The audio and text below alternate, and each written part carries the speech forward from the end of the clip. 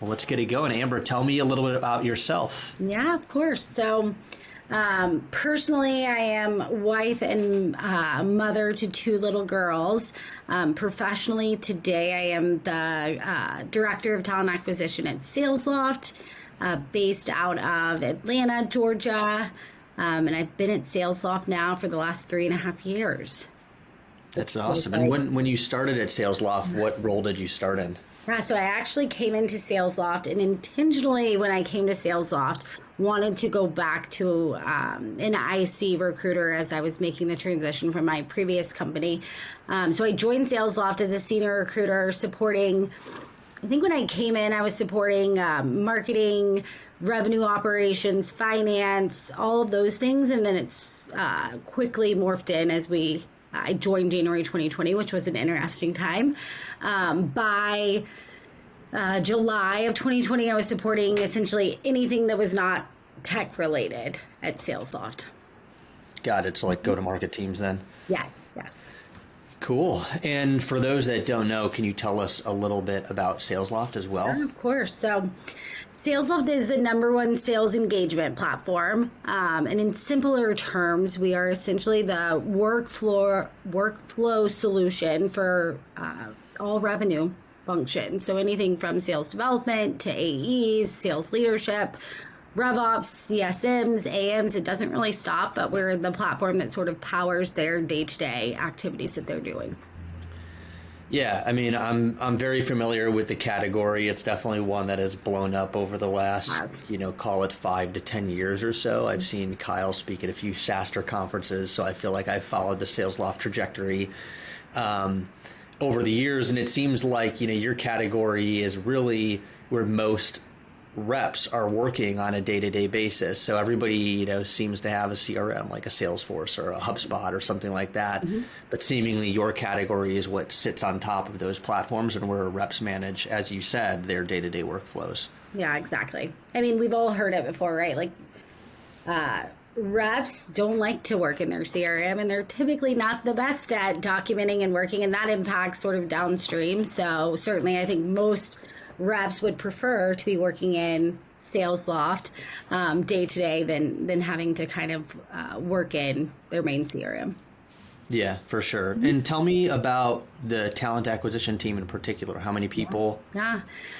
So today we obviously, like a lot of businesses out there, have kind of shifted over the last 3 years of how we support our business. So today we have 6 total recruiters at varying levels. We support global operations. So not only here in the U.S., but also a development center in Guadalajara, Mexico, a go-to-market EMEA headquarters in London. So our team right now is kind of primarily split between, we've got 3 recruiters who focus go-to-market G&A, 3 recruiters who are focused on product and technology. But obviously over the last 6 months, we've really taken the approach of making sure that everyone kind of acts as a utility player when needed. Sure. So we've seen a lot of success, surprisingly enough, with our tech recruiters migrating over and supporting sales and kind of putting a new lens or perspective on our process there. So I think it's been overall a good experience for everyone, but that's how we're set up today.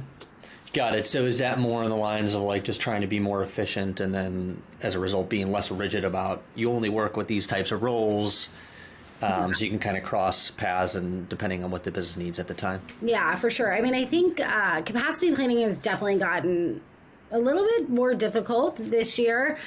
We are primarily focused on sort of maintaining headcount. So when you get in that position, it's a bit harder to anticipate like what's coming next. And so we could have a month where we're really heavy on the go-to-market side. We could have another month where we're really heavy on the product side. So giving them the opportunity to sort of cross-pollinate and work on each other's jobs, partly by design to make sure that everyone can do a little bit of everything, but also, again, I think a result of it has been a fresh lens or a fresh pair of eyes on processes that we've been running for longer. Yeah, which is a great intangible, other than just being able to scale up resources in a particular area if you need it at that moment in time. How big is the company now from a employee standpoint? Yeah, so we're somewhere between 8 and 900. Obviously, it's hard to keep track. We had a really big week last week where we had 12 offers accepted, and so which this year is a lot for us. In previous years, it would have been just another week. So I think we're somewhere between 8 and 900 today. And how big were you guys when you started? We were right around 400 when I started. Okay. And again, January 2020 was when I started. So there's been a lot of growth and fluctuation over the last 3.5 years for sure. Could you have imagined that you would be in a position where the company's doubled or more than doubled? You're working on multiple international offices, like where you guys are at now? Probably not, right? Well, I think it's split. When I joined Salesloft, it was a very intentional move. I knew that this was a really special company, and I knew that the solution that we were offering was one that kind of didn't have limits as to how far we could grow. But I think if I really put myself back into the shoes of what I saw myself doing a year, 2 years, 3 years down the line, and kind of how that would impact our company's growth, I probably wouldn't have said, this is where I'll be 3 years from now for sure. Yeah, that's awesome, though. Are you guys using the platform at all in your own recruiting efforts? We have dabbled in it. I wish we could use it a little bit more. I think it's a balance, again, of capacity. What is the business critical things that we need to deliver on? And then how are we sort of reserving time? Because I get jealous when I talk to salespeople that have this one tool that kind of does everything for them. And then I look at our tech stack, and while there's wonderful tools out there for recruiters today. Sure. And, but it's a little piecemeal still. And so I know I've got, our recruiters have 4 different tools that they're working out of. And I'm like, we just need a Salesloft for recruiting. And so we've started, we've had conversations with even our product team of it would be really neat if the integration between Salesloft and a ATS could be similar to. We used cadences quite a bit going back to 2021 early days where we were trying to pick up the speed on candidate outreach and starting to build out some of those pipelines of talent, but we haven't been able to focus on it as much as I wish we could, but it's certainly something that's top of mind for our team. Yeah, it's got a lot of potential just, in what it has to offer from a candidate engagement standpoint, but to your point, it's tough because it's not a platform for recruitment and therefore, isn't integrated with all the ATSs of the world that you might need it to be integrated with. I think there's I will say though, I think there's quite a few customers on the agency side that, that are using a CRM versus an ATS that are able to take advantage of it. And so it's really reimagining how do we look at that internally. That I think really opens up a lot, especially if it's an organization that's using it across their go-to-market team, right? It becomes a little bit more natural. Yeah, totally. I mean, I think there's, to your point, there's endless opportunities for the platform, not only in the sales world, but also we see investors using Salesloft all the time in their outreach. There's potential in recruitment. So there's infinite possibilities of where you could go, but for now, it seems like the right move is to continue to focus on the sales enablement space because there's a lot of growth still to be achieved there. So this is interesting to me because, you guys are selling a product that the people you're recruiting would use in their day-to-day. How does that factor into your hiring process? Are you getting a lot of people that just know of Salesloft and want to work for you guys because they're familiar with the tool? Yeah. I think, of course, on the go-to-market side. We see it's interesting. It's this cross between we've been really fortunate as a talent team that our company marketing also applies to these ideal talent pools that we're looking for in revenue. And so there's a lot of positives. Yes, we get a lot of people that either I've used it, I've used a competitor, my best friends used it, my company thought they were going to purchase it, but didn't, or my last company did. So we do get a lot of people familiar with our platform, which is obviously extremely helpful when it comes to like onboarding a new employee. But we do also see folks that aren't as familiar, right, in some of those like support functions or on the product tech side. But I think to your point on we're hiring,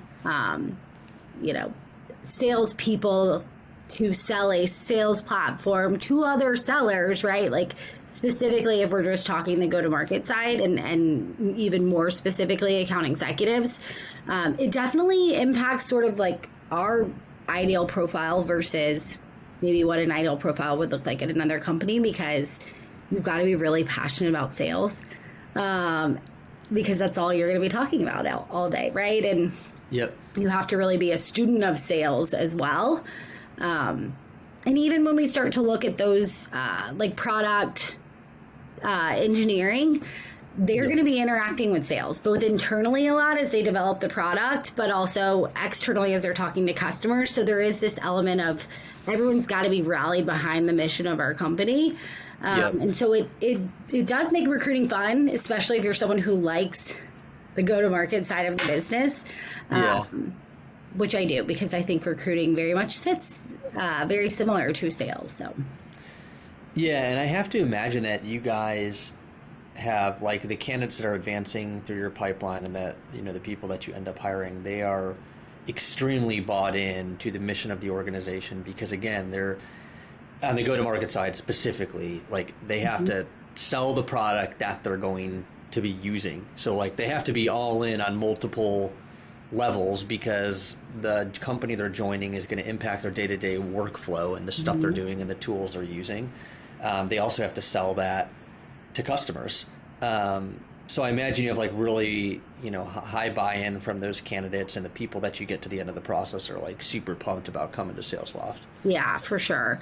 And I think it's cool because we see it at all levels, right? Even for like more entry level SDRs, right? This is their like sales degree by coming to Salesloft and learning the tool and being front line of using it. But it's really neat when you get up into like the enterprise seller who's very experienced and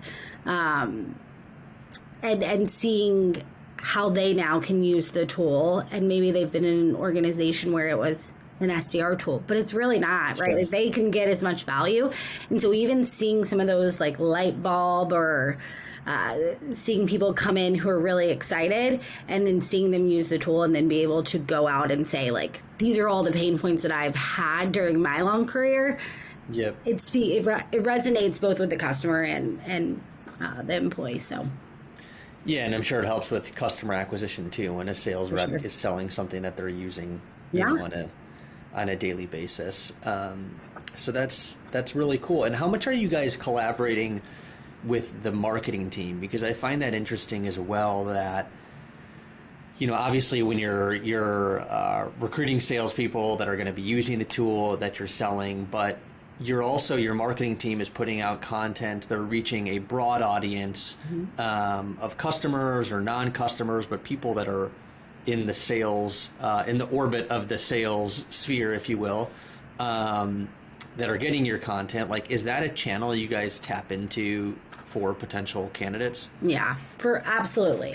We partner extremely closely with our marketing team. And again, we're kind of lucky because it doesn't have to be necessarily separate employer branding, right? Like our company branding kind of bleeds into our employer branding. So we also get to make sure that we're fully utilizing that. Like we can utilize marketing materials in so many different ways. So yeah, I mean, we've got a great collaboration, and it certainly increases our talent pool, especially with some of the new features that like a LinkedIn has come out with, right? Like customers may come follow because they're now customers and using our tool, but now they can also say, hey, I also want to maybe work there at some point. And so certainly it's helpful, and I haven't had really that experience at any former companies, so it's been neat to see kind of the partnership and collaboration around how we present ourselves to the market. Yep. And tell me a little bit about, you mentioned the way your hiring is going right now, you're not pressing down for a lot of growth hires. It seems like more backfills, kind of spot hires as needed. So since it's maybe not the same as previous years where it's like, go, go, go, we need to hire a gazillion people, grow headcount, where are you focusing? I don't want to call it that leftover time, but the efforts that aren't going towards growth hires, where are you putting attention to right now? Yeah. So I think there's a few key areas that we're focused on right now. Some are like very natural within the TA space and things that I think regardless of market, we kind of always are evolving, like a project never ends, like evaluating our interview process. Are we identifying the right things? Are we clear on what our ideal candidate profile is? There's a big chance that that profile has shifted just with the market over the last year, right? So spending some time with our stakeholders to really get clear on that. But beyond that, it's how do we enable the stakeholders and the interviewers in the business? So refreshing interview training. We are also starting to look at capacity as a whole, as I mentioned earlier, and really looking at it from 3 different ways. It's like, do we have the right people in the right roles? Do our processes enable us to be able to do more with less and sort of work in this, create proactive opportunities in a reactive situation? And then lastly, when do we introduce technology to make us be able to take on more or help us move quicker or slow us down, whatever it might be? And then I think in broader sense, in partnership with our employee experience team or talent management team, we're looking at processes overall and how all of our teams work and support the business. Of course, DE&I is always top of mind for us. So what is our impact there? We're identifying new partnerships, right? We're the lens of DE&I also applies to all the projects that I spoke about earlier. So we're staying busy and still, right, like I think it's a balance that all of us are trying to figure out. We have like business critical things that we have to deliver on, which is finding great talent for Salesloft and then ensuring that we're carving away and prioritizing time for these things that are going to set us up to be better, 6 months, 12 months, whenever that kind of faucet turns back on. Yeah, and I mean, honestly, being at 800-900 people anyways, even if you're not pursuing a ton of growth hiring, you're still going to have a baseline level of consistent hiring. Like you said 12 offers accepted. Yeah. Whatever combination of those roles are, it's still 12 people you had to hire into the business. So there's always, some high level of recruitment activity going on. I'm curious to hear more about, you talk about ideal candidate profile. How do you guys go about defining that? Is it on a per hiring manager basis?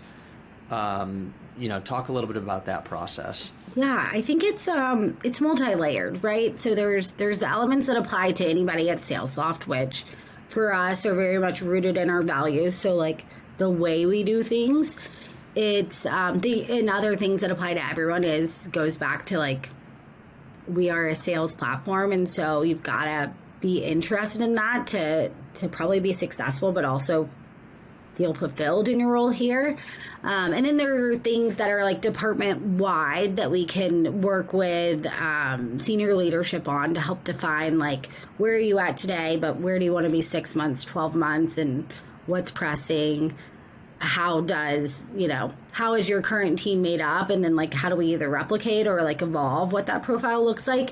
And then there's very simple things like, you have a new leader that comes into the business, a frontline manager, and maybe they've got this new fresh perspective on what sort of talent may perform best here. And so we're also open to that. So I think it's on several different layers. But overall, I think in order to get there, it kind of starts with we wear the role as like advisor or partner here at Salesloft. Like we're very intentional that we are a support function, but we also want to be a partner to the business.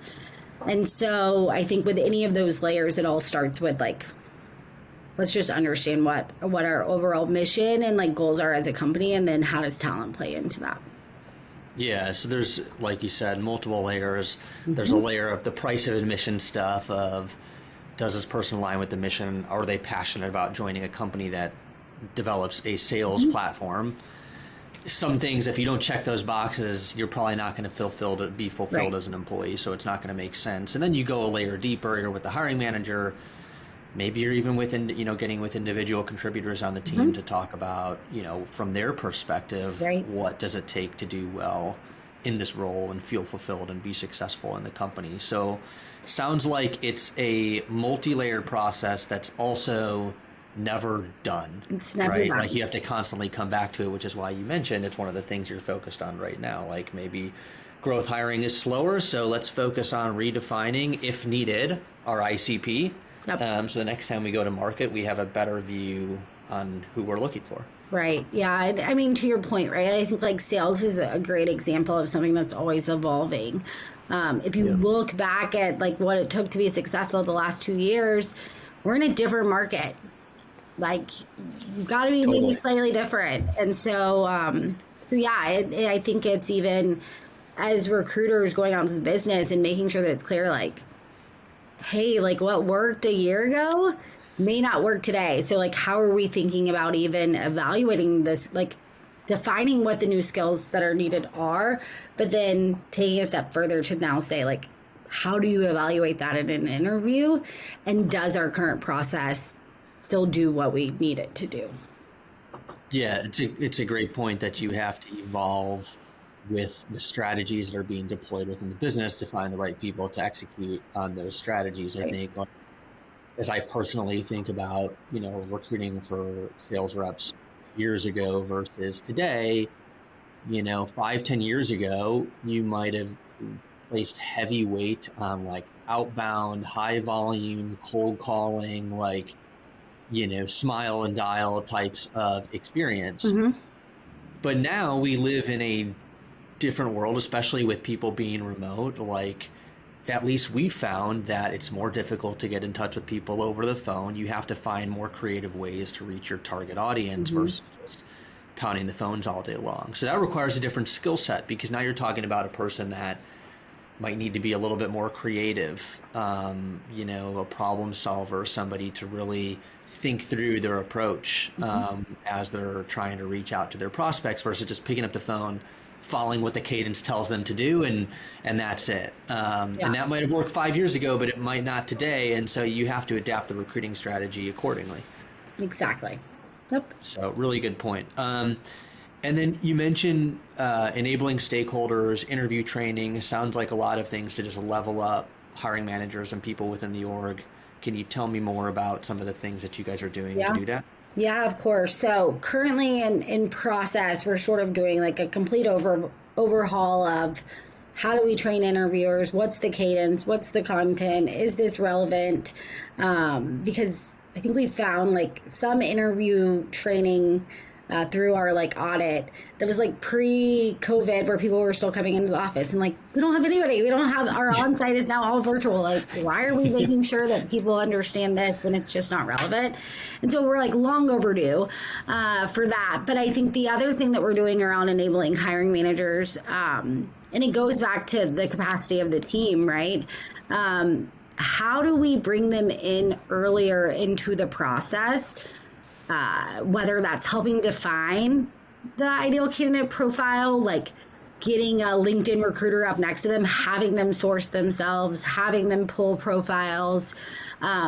We're also having them do some of the outreach, right? Like, we want to make sure that we're standing out. And even though the market is starting to shift, like recruiters are still really active and people are still getting a lot of in-mail. So how do we stand out? And one way that we found success is maybe the recruiter sends the first message, but a hiring manager is following up, or a hiring manager is personally connecting and sharing interest. And we've seen a lot of success in that. And our hiring managers are also, I think, kind of enjoying that part and really feeling like they have more of a hand in the hiring aspect.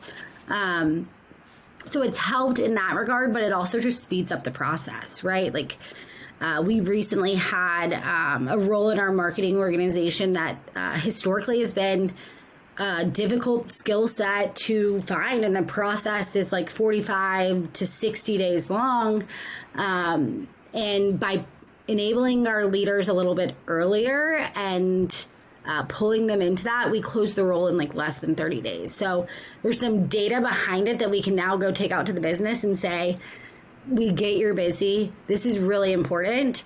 And this is like the impact that it made for so-and-so across the business. So those are the big things we're doing. We just want to make sure, our hiring managers feel like they are fully supported in their hiring, and they really understand what we're doing and sort of what our goal is, which is important as we've grown. Obviously, we've got a lot of new managers as well. So, yeah, I love what you're doing. I've heard a lot recently from talent acquisition leaders that, a lot of people are trying to make an effort to involve hiring managers earlier in the process, mainly because they have a huge stake in the success of that process, because the people are going to work on their respective teams. So having better collaboration earlier on results in typically a faster hiring process with a better outcome. But what I haven't heard a lot of people doing, which I think is really unique to you guys, is having hiring managers part of the sourcing process, or engaging with candidates like way up at the top of the funnel. And I think that's a really great thing you're doing, because candidates are used to recruiters hitting them up everywhere and anywhere all the time about open job opportunities. And so for a hiring manager to reach out, one, it shows that it's personalized just by the nature of the hiring manager taking the time, because candidates probably have an assumption that recruiters are the same message that they got as a candidate, 25 other people are getting it. So with the hiring manager reaching out, it signals like, hey, this is legit. The person is really interested in me. They took the time to reach out to me. Therefore, hopefully, the candidate is more likely to respond and convert and continue down the funnel at probably a higher rate than if outreach was just coming from the recruitment team. So I imagine that has an impact on time to hire just by getting better conversion rates at the top of the funnel and more engagement that leads to having more candidates progressing through the funnel. Yeah. And I think it's a benefit, right, to the fact that we do work for a company that is enabling sellers to provide a great experience. And so we've got all this research on the back end about outreach, and quite frankly, we're learning a lot from some of our sales leaders through the outreach and through like the messaging that we're putting together. And so it ends up being a win-win for everyone. And again, I think it's been a really positive experience on both sides. So, yeah, that's great. And I also think like you bring up a good point, because Salesloft has a great brand in the market. So even though you said like some people that you're reaching out to maybe have not heard of Salesloft or aren't as familiar, I'm sure a lot of people in the sales community are. So you have that working to your advantage, which then makes the hiring manager outreach even that much more powerful.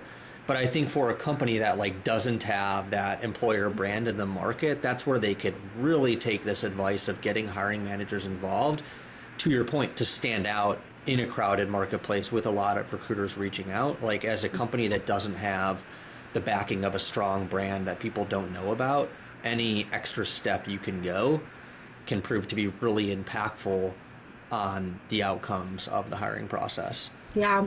And I think one thing that I didn't mention that I think is interesting about sort of like the origin or how we started to see success with this model early on is that it wasn't actually within the sales org.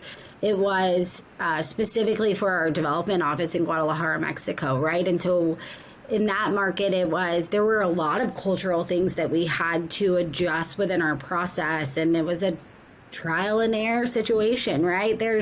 Which is difficult when you already are dealing with a much smaller population of available talent. And so we actually early saw success by utilizing the hiring manager step in Guadalajara, and then we're able to sort of take those early learnings and try and apply them to some of our other hires in the U.S. But so it's interesting, right? It's not even specific to sales or specific to having, a well-known brand, because we didn't in Guadalajara, quite frankly, right? And we weren't hiring for salespeople either. So yeah, right. It can work across so many different use cases. And again, it's all about standing out and, getting someone's attention, like in sales, and trying something creative that everyone else isn't doing.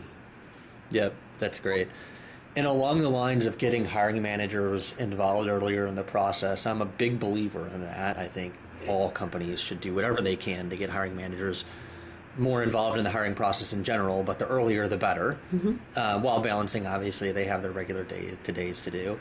But with that comes more coordination, more alignment needed, and some challenges as well. So what are some of the things that you guys do to stay on the same page with your hiring managers and get them bought in to engage earlier in the process? Yeah, I think it's we've got really great relationships, right? And so that relationship or communication cadence or style or medium looks different across the business, but we're always really intentional in making sure that we are utilizing the time we have with our managers so that they're just seeing the most value out of it, right? So if it's at the kickoff process, again, not only are we talking about this is the outline of the process, this is what we're working off of, job description, ideal candidate profile, we're getting really specific into like, what is going on with your team today?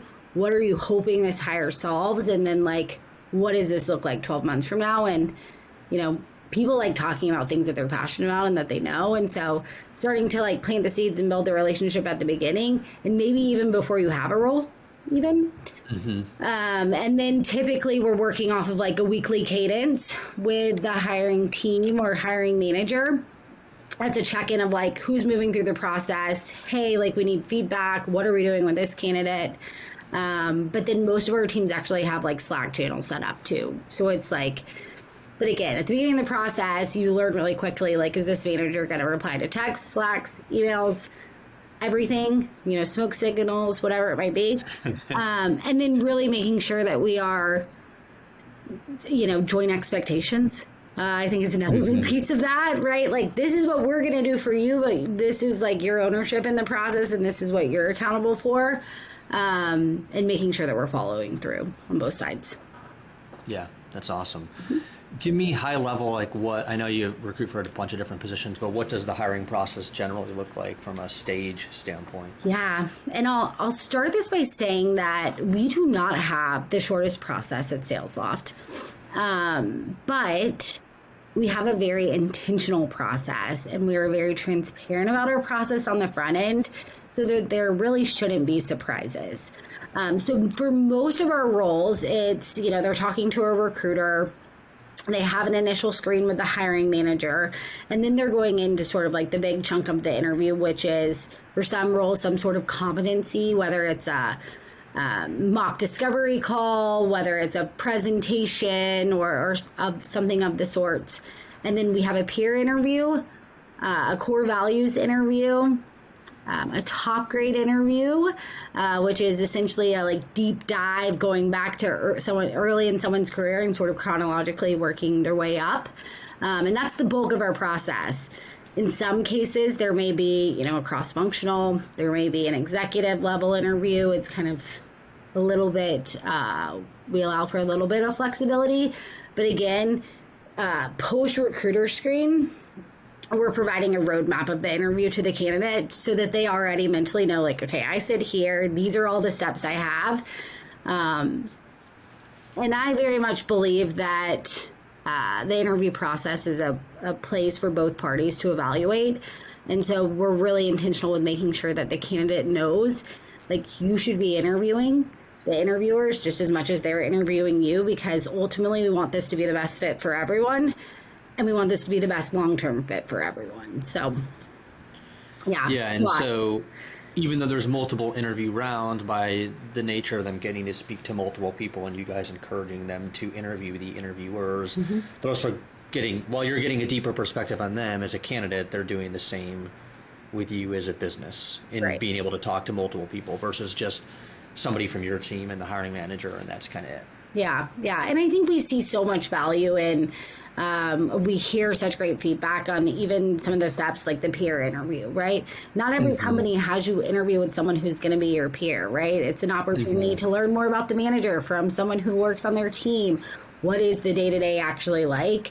What are the challenges that you have, whatever it might be? And then on the core value side, It's typically ran by two people who would be not on the team that you're on, varying tenures, experiences at Salesloft, and the conversation is solely based around our values. And we get a lot of really positive feedback about that step of our process because our core values are important to us. And so why would we not make that a part, evaluation on both ends again?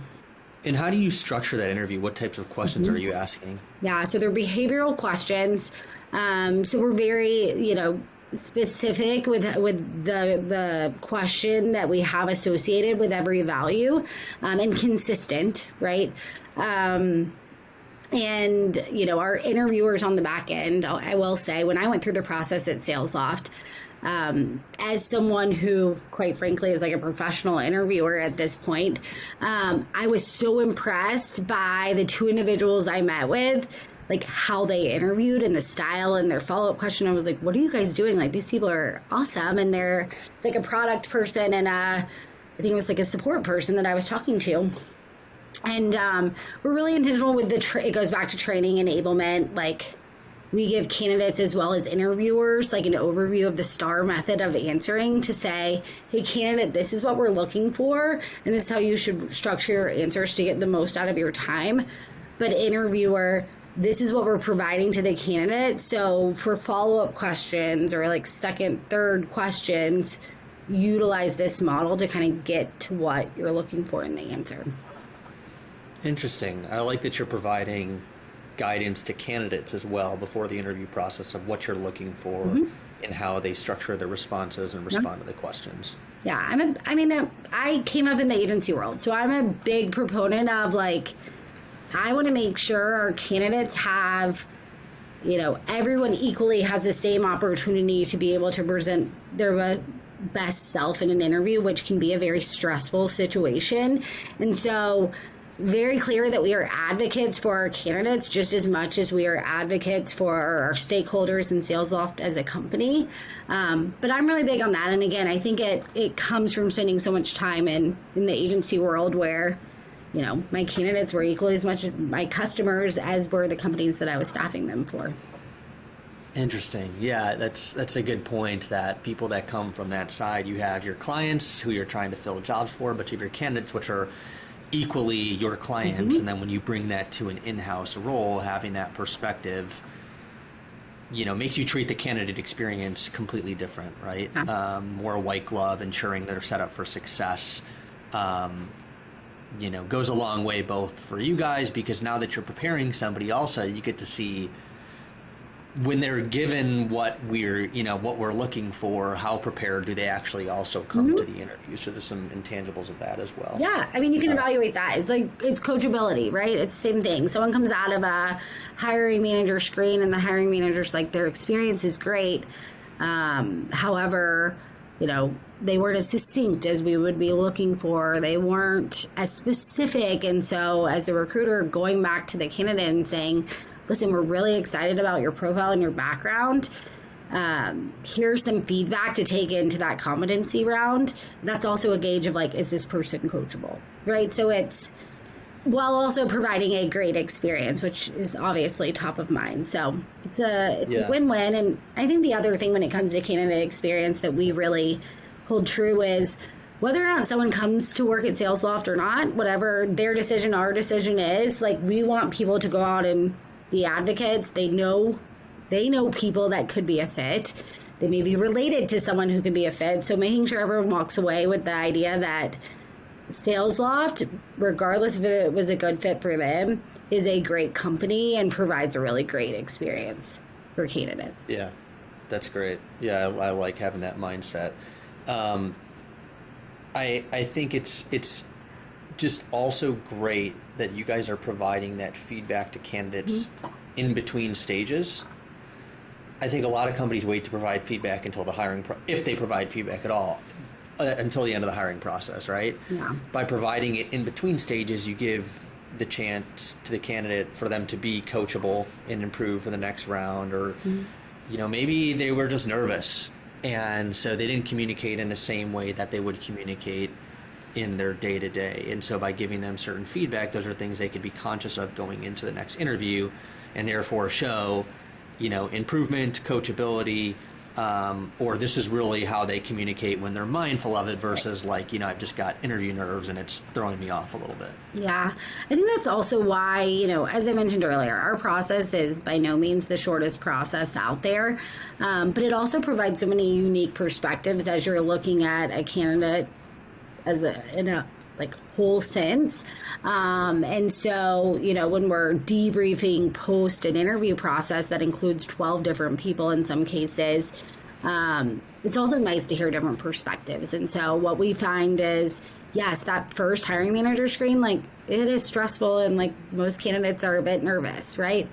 But the peer really gives someone to kind of come out of that and be speaking with people who are at the same levels. The core values, we try to combine both personal and professional experiences, are on the table however you want to respond. And so you start to see a little bit more of the candidate's natural personality come out as well.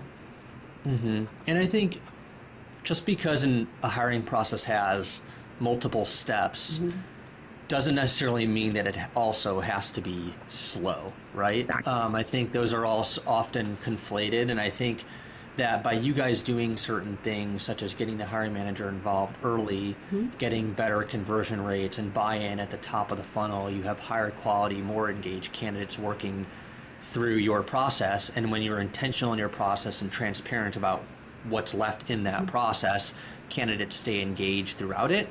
And ultimately, by being so intentional, you're balancing really high quality and ensuring when we get to the end of this process, we're not going to have to do it all over again because we've really vetted and we know the person we make an offer to is going to be a great fit for the position. But by doing all the other things that you're doing, by getting hiring managers aligned, setting joint expectations on communication and how quickly they should get back to you, and having a Slack channel set up and having them involved in the sourcing, you're finding efficiencies along the way. So even though you have all these steps, you find efficiencies along the way in the way that you work with your team. And so in the end, it might feel like a lot of steps to you, but it might not be that long of a process from a timeline standpoint. Exactly. And I think also we're intentional about, constantly evaluating our process to make sure that it still makes sense. And is there a bottleneck? Is there something that's causing this process to slow down? Because, we're looking at data not only around time to fill from a open to close standpoint, but how long does it take a candidate to progress? And so there have been instances where we're hey, the offline that we have for this role is slowing down the process significantly. How do we rework this? Is there a live option? Is there something else? And so I think it's a balance, and I agree. It's about, you can't look at one part and determine the efficiencies. You truly have to look across everything, and maybe you can't get time here, but you can pick up time somewhere else throughout the process. Yeah, and I think the constant evaluation is key. There's no point in having additional steps for the purposes of just, activity and having another step. If you're intentional about it and you ensure that every step in your process is deemed necessary in order to have the best outcome, that's ultimately what you want. And then from a, time to fill, time to hire standpoint, it doesn't matter if you have to run the process again in 6 months because you didn't end up with the candidate that you need for the business. So in essence, you just double your time to hire because you have to do it again. And you have a whole lot of lost productivity. So I think you guys are going about things in a really awesome way. I've always loved observing Salesloft from afar. I think you guys are a great company, so it's been really nice to hear how all the magic happens, and from somebody that's leading the charge on building the team, for a company that's now 800-900 people, from when I first heard about you guys when you were probably 50. So it's been a really cool story to follow, and I appreciate you taking the time. Yeah, it was a pleasure. Thank you so much for having me. Thanks.